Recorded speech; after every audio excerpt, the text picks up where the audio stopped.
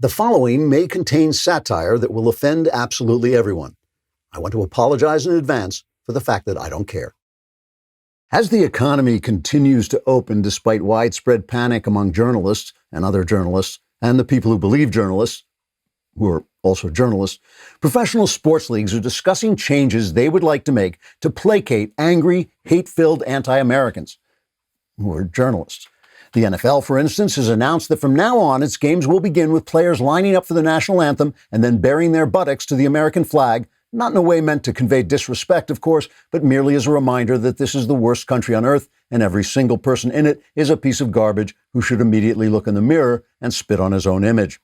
The players will then swagger to the center of the field, lifting their middle fingers and calling people racist if they refuse to enjoy the sight of men making millions of dollars by throwing a ball around, apparently for their own amusement, since at this point, no one will be watching.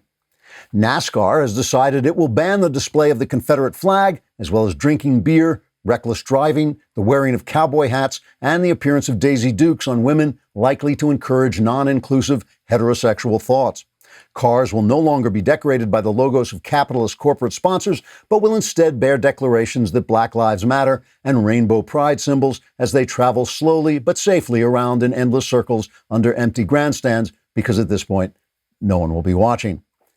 Baseball, after a long labor dispute, has decided on a season of 3 games, each game lasting 17 hours, because the Players Union complained the old games were just too long. Players will only participate in the games if they should happen to feel like it, and will not be required to tip their hats after a home run, since no one will be watching. Major League Soccer has announced their games will go on just as before, with no one watching.